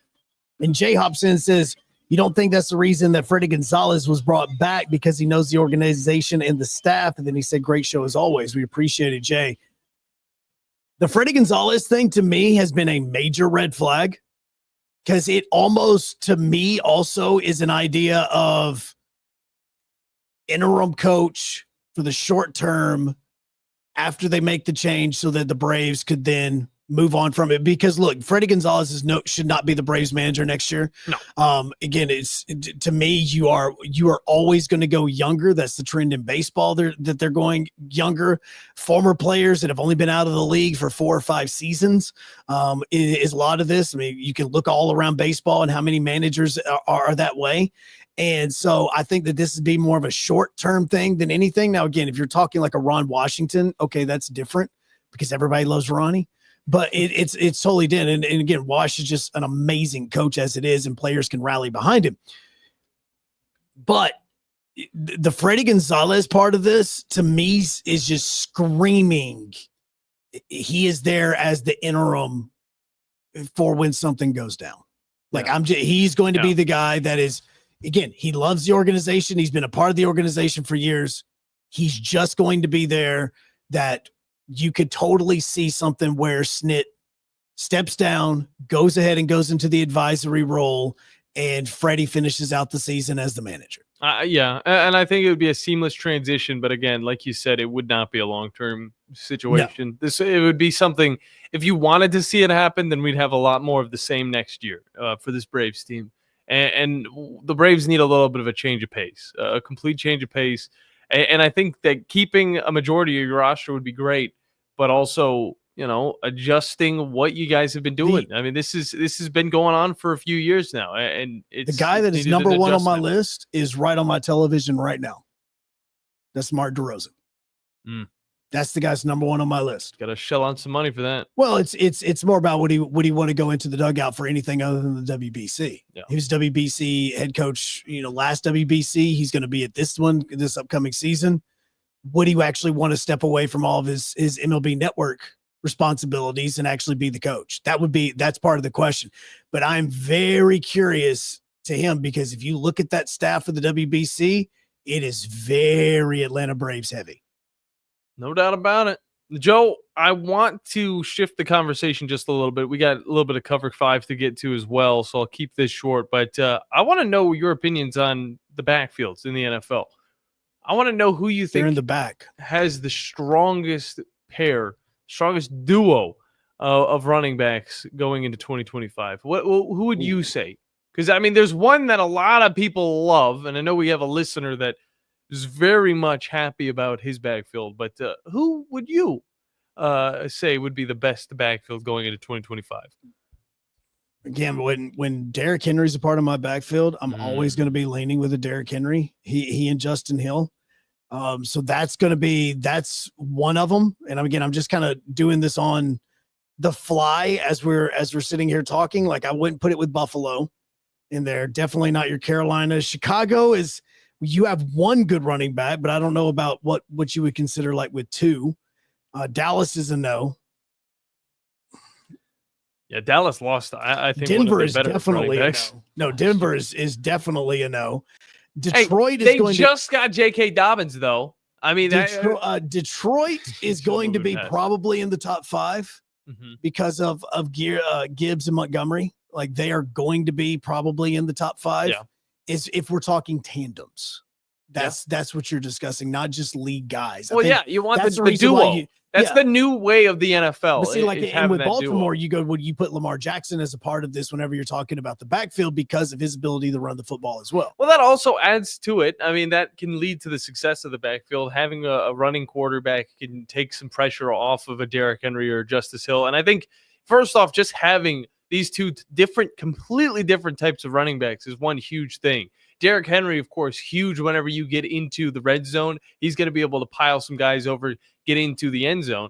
You can look at a guy like Justice Hill. He's got that speed. He's elusive. He's still a bowling ball, but I mean, he's going to knock over some dudes, get you to the red zone to finish off with either a Derrick Henry or a Lamar Jackson run into the end zone. I look at you talk bad about Buffalo. At least you kind of shortchanged them. I love James Cook. I think he's a really good running back, very underrated, I would say. He wants more money, of course. He's starting to show up for the mini camps. I think that there is something that is starting to finally work for him. Them picking up Ray Davis last year out of the draft, I think is another great move, and it shows a similar type of thing that a lot of NFL teams are doing, where they're getting a running back who is able to pile drive some defenders, wear them down, and then you put in a guy like James Cook. He'll take you into the end zone, or vice versa. You use James Cook for the speedy, middle of the field runs, and then you throw in Ray Davis, even though Ray Davis had some pretty explosive runs last year. I do want to look past Cincinnati. I'm still waiting on Cleveland because, of course, Jerome Ford's looking to be a starter in there. He's from Tennessee whenever he played for the Volunteers a while back now, it feels like. They bring in Quinshon Judkins and Dylan Sampson, and heck, they still got Pierre Strong, which nobody knows that name, but I'll be the only guy to tell you about it.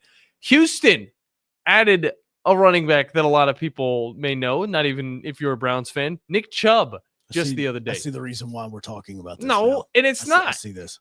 It's not just solely because of this. We talked quarterbacks yesterday, talking running backs, maybe talking defense tomorrow. Get a guy like Nick Chubb, who has had 2 horrible ACL injuries. One was at Georgia. I remember it vividly. The next was against the Steelers. Like a Fitzpatrick. Flies in, takes his legs out. The only other guy there is an injured Joe Mixon. And these are 2 quiet running backs in the locker room. They're not going to be any captains or leaders, but I will say, if these guys were both healthy, this would be a top 3 running back room. But both of them are injured. They're coming off of injuries left and right. Mixon's questionable for week 1. Nick Chubb, still not 100%. He broke his wrist last year after breaking his ACL. Is Dameon Pierce still on that team? Yes, he's their third right now. Supposed to be so good. They have a lot of running backs. He had one good season. I'm gonna throw a tandem out at you that I know that nobody's really gonna think about. Okay. Have you looked at the tandem for the Carolina Panthers? They got Chuba. They have Chuba Hubbard. Yep. And then they have Rico Dowdle. Out of Dallas.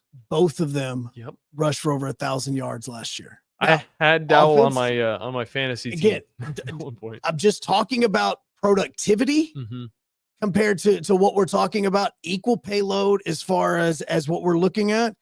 Chuba had 250 carries and Rico had 235. So, they split the carries up. You obviously wouldn't want that to be your entire offense because you would like for your quarterback to be able to pass the ball. But I'm just thinking to myself, I know that's because it's the Panthers and nobody are going to look at it.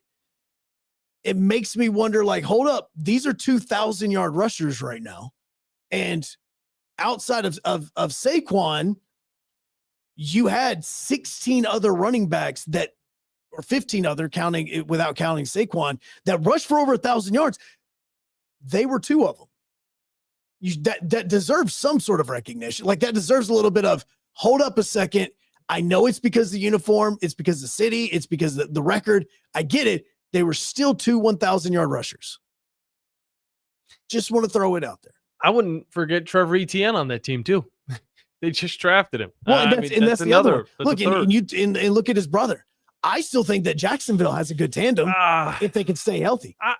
With Travis and with Tank, that's a very good combination. Don't even start. Don't even think about what Jacksonville's got, because whatever talent they have, it's going to have to wait to see what the coach brings in there, all right? Because the talent that they had last year was insane. I loved it.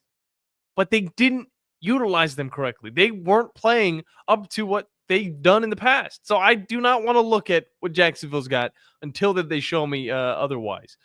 Obviously, there's the Packers that have kind of changed up some things. I wouldn't look at them as having a tandem because they just have Josh Jacobs. Remember last year they had A.J. Dillon as well. A.J. Dillon and Aaron Jones. Wonderful, wonderful tandem. That is a group that you want for years. The Packers weren't able to keep that going. And, of course, they pick up a guy like Josh Jacobs who was with the Raiders, which the Raiders now, an intriguing backfield. They got Ashton Genty, but they also have Raheem Mostert. Does Mostert still have anything left in that tank, Joe? Health. I mean, if it's health. I mean, Mostert at times was one of the fastest running backs in the NFL. 2 years ago, he looked like the best. You could see what he's done with the 49ers, what he also did with the Dolphins, which also don't go look past the Dolphins backfield. The health is going to be a thing. Do I think he is an RB1? No. But as a complimentary back to be able to get your guy a substitution here and there to give him a little bit of a break, yeah, you could absolutely see him being that type of guy, and you can also see him catching the ball out of the backfield as well because he does have hands. I wouldn't put him in the top 5, but it's more of a, all right, I want to pay attention to them just a little bit more. I mean, again, I say the same thing about with the Rams with Williams, and they just drafted Jarquez Hunter. Those are two very similar backs. That's not a 1-2, ground and pound and speed type guys. Those are very similar players, but not similar with the way like the Titans with Spears and Pollard, where they're both athletic and be able to get you to catch the ball out of the backfield. Like they look like they're big body guys that you're going to want to not pound it with, because obviously Jarquez can catch the football out of the backfield. But I'm just talking about being able to utilize them in the same way of more than just hand them the football into their stomach and let them run. Yeah. Bucky Irvin, Rashad White. Those are the same player. Like that's the other thing. Those are very similar players. They are similar. Like they're similar body frame, and A is B and B is A. Mm-hmm. So I don't, can you have one on the field and have one on not? Like that's the other part. Like you can see the way that with Carolina is both of those running backs could be on the field at the exact same time. Yeah. Like you can look at some of these tandems and go, I 1000% could see Derrick Henry on one side of Lamar and Justice Hill on the other side. I can absolutely see that. Be terrifying. With some of these, I don't see that being the case. Well, I don't think look, I know we made a big deal about it at the beginning of the segment. I don't think having a different style of running back in the room in that 2 spot is too much of a problem. I think that having a consistent, speedy running back like Bucky Irving, and then also having a guy that is a little bit older, not that much older, but Rashad White, I mean, that right there, it's a 1-2 punch that could work in having a similar skill set. Now, it's not the same as what Washington has, because Brian Robinson Jr., this guy is he's a beast. He'll knock you over. He'll rattle your teeth. Austin Eckler, on the other hand, you don't think about it with these older guys. Austin Eckler is the guy that's going to catch the ball out of the backfield. He's going to get into the end zone with his speed, his elusiveness. And saying that about Austin Eckler is an interesting thing, because I think of a guy like Brian Robinson, who used to go to Alabama, as more of a speedy back. No, Brian Robinson's the opposite. He'll run you down. He'll wear that defense down. Well, and it's not that he doesn't have speed. It's just his body frame is more of is a bigger body guy that you're going to want to go. And when you get into the NFL, you add more muscle on just so that you can last 17 games at the very least. Yeah. Austin Eckler, part of his, again, is going to come down to health. If he can stay healthy, then that is absolutely a weapon. Because, I mean, again, that's your Christian McCaffrey. Like, there's a reason why San Francisco hasn't come up into this, is because after McCaffrey, you had like 15 guys that were just trying to do something. Like, it was, they have depth, but it isn't one that I'm going to be sitting here worrying about when it comes to that team. With Christian on the field, it's kind of like with Derrick Henry or even Alvin Kamara. Those players are one player that makes a massive difference. They're X factors, Joe. But it's the once they're off the field, once they tap their helmet. Like that's what you're asking about when it comes to the tandems of the drop off in play. Is there going to be a drop off? Absolutely. There's always a drop off. There's a reason why one running back has the one beside him and the other one has the two. Yeah. But at the same time, you don't want the drop off to be a cliff. You want it to just be a curb. That's what you want. Like you don't want it to be that much of a difference because then your offense totally changes. Yeah, you're not wrong. One of those teams that is going to try and utilize their 1-2s, which I think a little underwhelming last year, but I think are going to be really interesting this year. The New York Jets, Justin Fields, Breece Hall, Braylon Allen. Braylon Allen and Breece Hall, similar running backs. Breece Hall has something about him, though, a speed that he can just set in stone and put it into the end zone. I like it. I'm waiting to see more from this. There's too many question marks. Yeah. It's the same way with the Rams. It's the same way with what we were talking about with Vegas. Like there's just way too many question marks on the team to even say that this tandem is going to be any good or make any sort of difference. Mm-hmm. Like you have Garrett Wilson, Josh Reynolds, love the guy, but he's not an X factor on the field. Alan Lazard, how much time does he have left? Now that his, well, those are his wide Adam receivers. Sandler is gone. Those are wide receivers talking. I only brought up Justin Fields because that's a quarterback that's going to run the ball. But at the same time, the wide receivers play into this just because your running back group, if you don't have any wide receivers that can catch or get you the ball down the field, they're stacking the box against you. Again, Tennessee saw it a lot with Derrick Henry. When their wide receivers couldn't catch, that man was facing more 8 in the box than I can almost guarantee you any other running back in NFL history faced. That's a similar problem I'm thinking New England's going to have. Ramondre Stevenson, Travion Henderson from Ohio State. He was that guy that was behind Quinshon Judkins at the beginning of the season. Then when he got his shot, he took that thing and ran with it, literally, into the end zone many times. So I think that the Patriots are going to have a similar problem, especially because Mike Vrabel is definitely going to be running the ball quite a bit. But Vrabel's going to be shocker. He's an idiot if he runs the ball as much as he could. Like he is. Like this is his opportunity to show that he has changed as a head coach. The reason he left Tennessee is because they were always going to be the same. Obviously the other reason is because he wanted more control. Well, too bad. So they were always going to be the same. They were going to be a run-first, run-heavy team that it was going to use the pass as a changeup. In the NFL in 2025, that is not working as well as what it used to, unless you have Lamar Jackson and Derrick Henry in your backfield, because their wide receiver group is just Like, again, compared to the way the run game is, okay, like they are good changeups, but you also have two potential future Hall of Famers in your backfield. Yeah, I would absolutely utilize that with New England. You said wait, back that up. Were you talking about the Ravens right there? Yes. The wide receiver group's It's just compared to the running back group.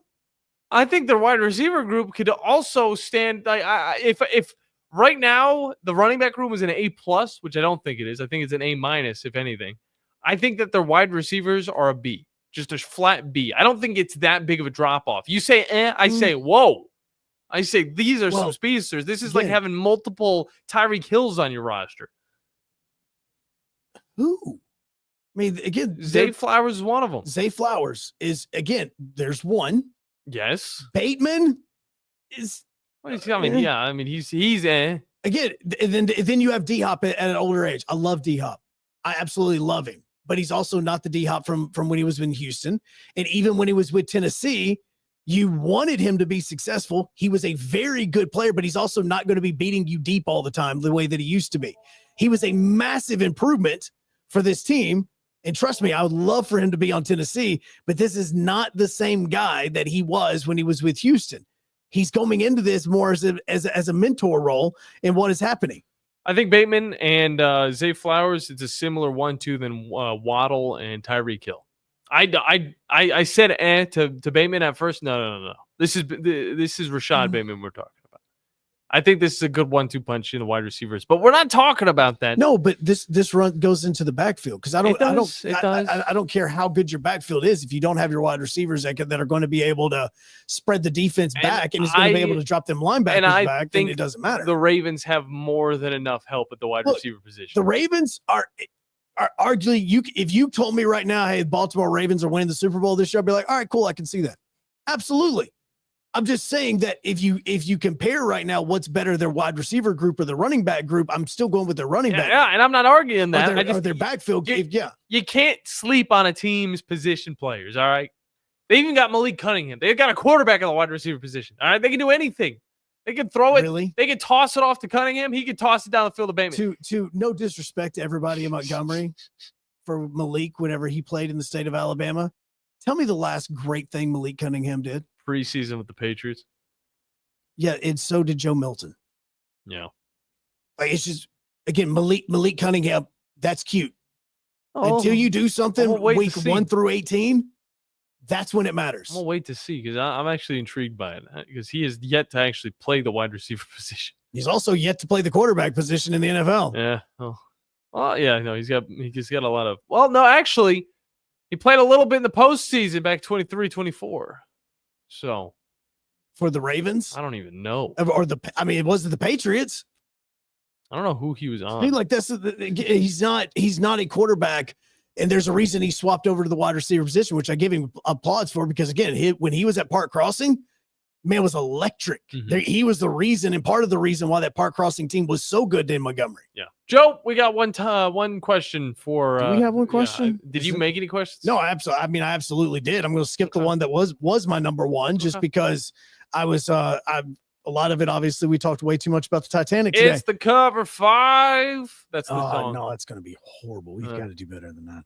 What would you do? So today in 1990, we're not, if we continue focusing on the song, we're not even going to get to the question.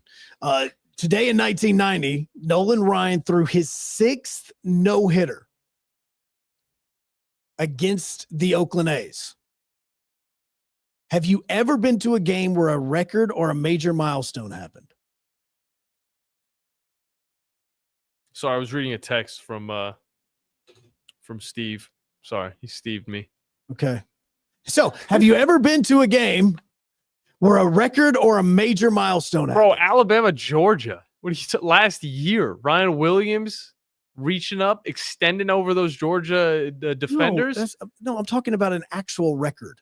Like this one is a 17-year-old reaching over some grown men and taking it to the house, Joe. Oh, gosh. So him being 17 is the difference. Got it. No, it's this guy being only in his 4th game in college football, and he's doing this.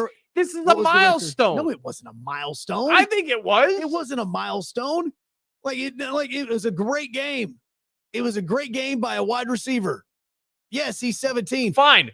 Don't, shocker. You know what? Don't worry about it, Joe. I got Alabama fans know this because I know that we've talked about there's a lot of 17-year-olds that make it and go play college. Not at the SEC level. Not Just like that. letting you know. Fine, Joe.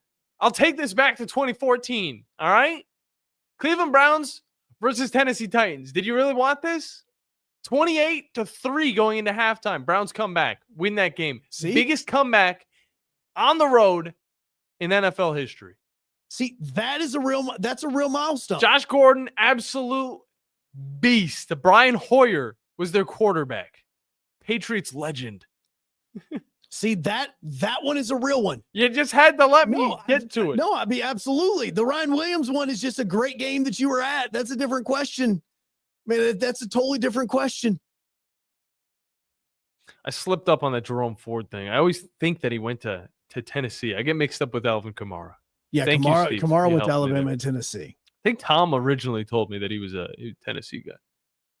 I don't know why he would. Yeah, I'm not stepping foot into that box. Jerome Ford's one of those guys you don't remember in college. Yeah, I'm just not even going to bring that up.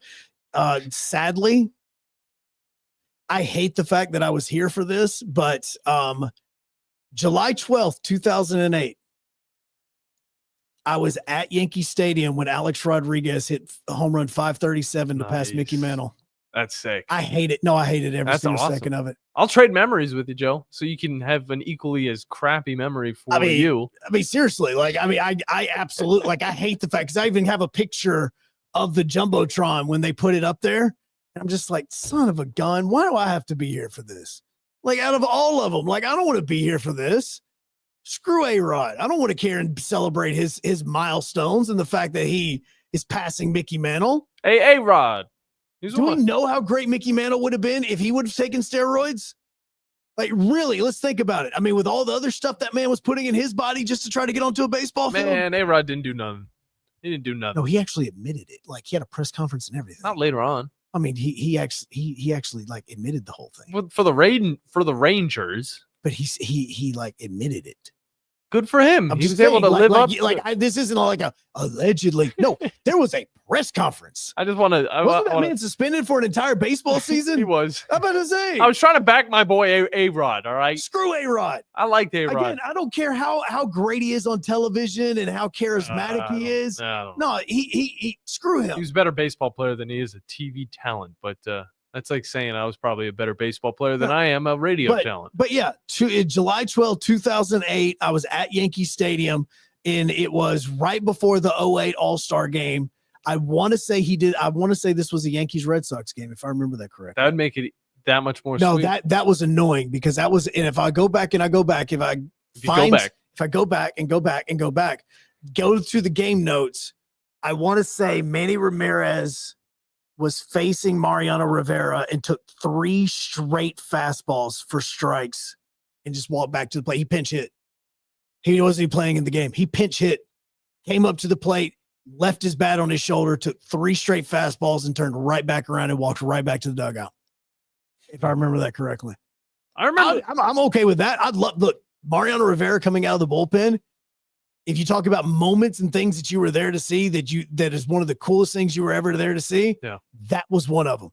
It was different when that music hit. No doubt. Before we hit the break, I have a question for you. Since we talked about suits earlier on, what do you think the most important part of a suit and the presentation of a man wearing a suit would be? The fit. The fit? Yeah, it's got to be the fit. You think so? Okay. Yeah, no, it's the fit, because look, some suits don't look good with ties. So, especially depending on now, like 2025, you're not always wearing dress shoes with it. Now the fad that you're seeing is you're wearing stylish tennis shoes with it. Like people rock Jordans, things like that. Joe. You've got some people that also rock hoodies with their jackets. So did you get like a new pair of Jordans to wear with this suit? Oh, no. Is that what's happening? No, not new Jordans. No, it wasn't new Jordans. Oh, the sneakers. But it is sneakers. Oh yeah, I'm totally going sneakers. My dude about to play a whole game of basketball up on the court. No, look, I guarantee I won't be the only one. I guarantee you there'll be more. I'd be willing to say that I think there'll be more men wearing tennis shoes at the Rocket City Awards than dress shoes. Not counting our station. All right. Well, we'll have to line everybody up afterwards. I could be wrong. I could be totally wrong in this. I am willing to bet that there will be more men wearing tennis shoes than dress shoes that are not a part of the radio station. I have noticed in the sports world a lot more guys wearing sneakers on their suits. But that's because these guys are literally, I mean, this is an event. This is a special event. A lot of these dudes that are wearing suits on TV, they have to do this stuff every single day. They want to feel a little bit comfortable. They're doing it because that is the style now. Like that's the way that you. I'm not a fan of that style. That's just letting you know. Like I need that's to the know trend in 2025. I need to know what shoes style well, what sneakers style well with a suit, because I feel like any of my sneakers would look lame with a suit. I can't say it yet because again, I obviously don't even know if they're going to come in on time. It's going to be a surprise. I got some dress shoes for you if you don't get them in time. No, not feeling dress shoes. How big are your feet, Joe? They're not doing dress shoes. Doesn't matter. Not big enough. No, I'm just saying it doesn't matter. I got Not some doing dress really, shoes. really nice Guess shoes. Okay. Well, see, because again, like here's my belief. If I'm going to do an event, I'm going to do it as Joe Hunk. Like that's how I'm going to be. I'm going to be James Bond. No, I'm just saying, like I'm dressing the way that makes me feel the most confident and the ability to get up in front of 600 people or however many people are going to be at this event. Yeah. And be able to be as entertaining as we possibly can. All right, I'm not gonna tell you how you need to dress, how not you need to dress. I ain't your dad, but I will say, I'd like to hear the listeners' opinions. 256-576-97.7. Do sneakers go with suits? I'd like to know that. We'll be right back to finish out this Wednesday edition of the Blitz here on 97.7 ESPN, The Zone.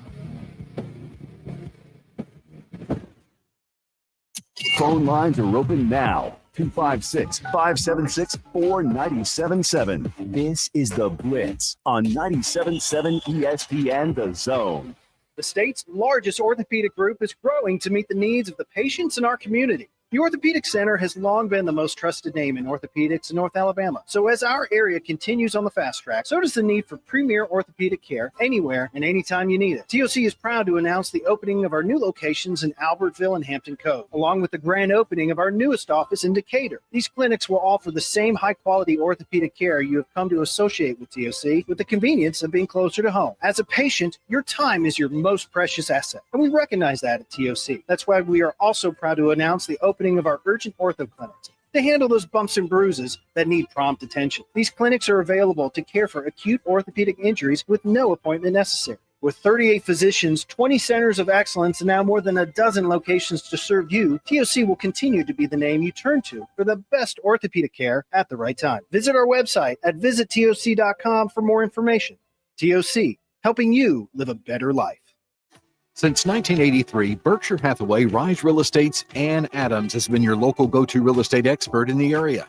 As a buyer, you can trust Ann's in-depth knowledge of the local housing market to narrow available properties down to those you'll be interested in, saving you time when shopping for a new home. When you're ready to sell, Ann's expert negotiation skills will ensure you get a fair price and hassle-free experience. Call Ann Adams today at 256-337-2625 or email annadamsrise@gmail.com.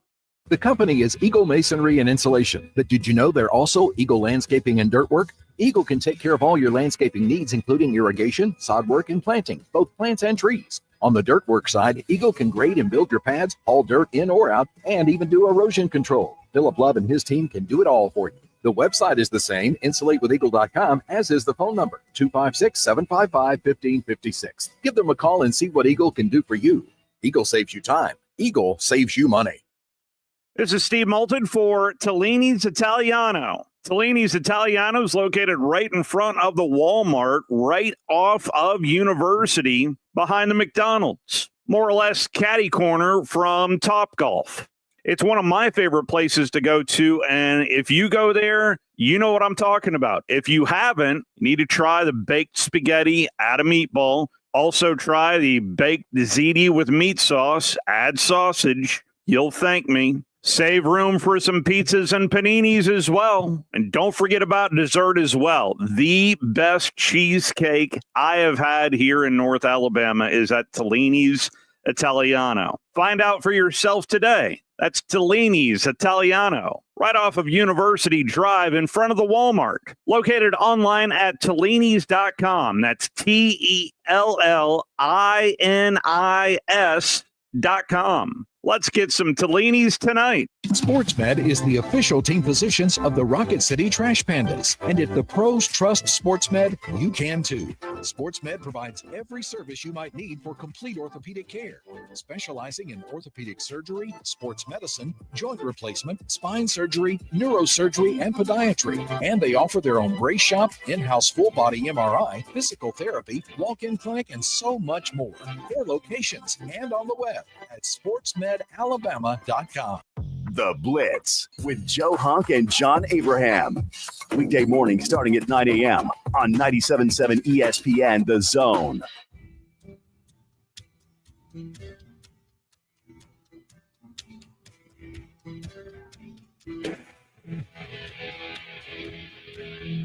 Correction, I was there for the tying of Mickey Mantle. Okay. July 6th, 2008. Joe, that memory? Yeah. Presented by Bobcat of Huntsville. It is. Yep. You can find them off of I'm Highway digging 20. up memories. He's digging up memories. That's I right. love it, Joe. Oh my Digging up gosh. memories. Yeah, digging up memories.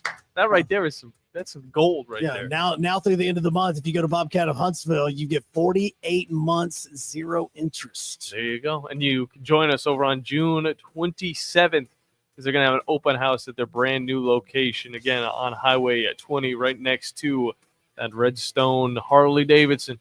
It's a beautiful location, and you guys want to be there for it. But, Joe, we have some callers. We're going to hop right into it as we got Josh first. Josh, how you doing, man? Hey, what's going on, fellas? How y'all doing? What's up, bro? Oh, man, I just wanted to see how y'all were and chime in on the shoes with the suit. I don't think I could pull it off, but there are people that do pull it off very well. But Joe, I'm with you. If I'm going to do an event, I'm going to do it my way. Yeah. And me personally, I like to have like some nice jeans, maybe a nice button-up shirt, and I'm going to wear my all-white Air Force Ones that look brand new, and that's me. Okay. Well, I mean, Drew's going to go out there with the turtleneck. So, I mean, everybody's got their own style. So, I mean, I'm just going to bet on that one. Look, and see, that's my thing. Is But like, I you know, it's think ain't no you should wedding. Yeah, exactly. I think you should do whatever makes you feel comfortable. Yeah, I mean, look, the way it is the way that we are in radio, and this is the way I've always believed, is when you listen to 97.7 ESPN The Zone, you listen to Talking Ball because of the personalities. That's who they are. Drew is always wearing he used to always wear some sort of jersey. Like that man owned 7,000 of them. Like he used to wear all sorts of jerseys. Like that was who it was. You listen to Tom because you like the way that Tom likes everything old school. You listen to The Drive because of the absolutely amazing guests that they have, but the personality of those in West. But what I'm saying is like with us, it's all about our personalities.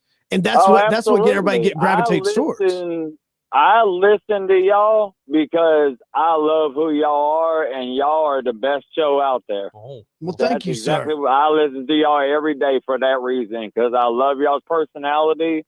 I love that y'all don't talk about everything that Stephen A. talks about in the morning like everybody else does. Y'all do y'all's own thing, and that's what I love about this show. Well, Josh, we appreciate it always, man. Great stuff from you as we continue on. Let's hop into Privet. Privet, you got 40 seconds, man. What's up? It's Privet. Mine? Yes, sir. You got 30 seconds now. Okay, sneakers go with a suit, same as they do shorts and T-shirts. Rock it, dude. Okay. Privet, thank you. Good stuff, Be man. honest with you, I wasn't expecting that from Privet. I really wasn't. All right.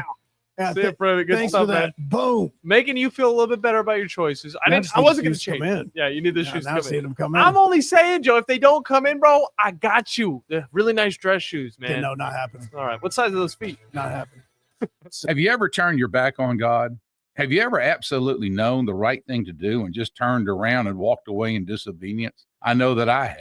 Aren't we thankful for our great and merciful God who loves us and forgives us and remembers our sin no more? I'm so thankful that his mercies are fresh every day. I need that, and I suspect you do too. Hey, I'm John Dees, pastor of Cross Point Church, and if you're looking for a church home, come see us. We're smack dab across the street from the YMCA in Madison, and check us out at cpcfamily.org. Hi, folks. Bobby White back again for Woody Anderson Ford, inviting you to come test drive any one of our over 100 F-150s. From rock-solid, dependable work trucks to our state-of-the-art Platinum Series, we've got an F-150 for you. Test drive one today, and you'll understand why the F-150 is the best-selling truck in America, going on 48 years in a row. Just as successful offenses and defenses are built on teamwork, Woody Anderson Ford is powered by our people. Our sales and service teams are well trained to save you time and money. And because we want your business again and again, no one will work harder to earn it. Our mobile service teams come to your home or business for oil changes, brake work, tire rotations, and more. And the great thing is you don't pay extra for it. We come to you with mobile service at no extra charge. Proud to be local, family-owned, and at your service for over 62 years. Woody Anderson Ford, Alabama's F-150 Superstore. Are you tired of power outages disrupting your life? It's time for a Generac standby generator from Current Electrical. Storms may rage outside, but inside your family's powered up. So why choose Current Electrical for your generator needs? 1, we offer a wide range of models to suit every budgeted energy requirement. 2, our project managers handle every step of the process. Power, gas, permit,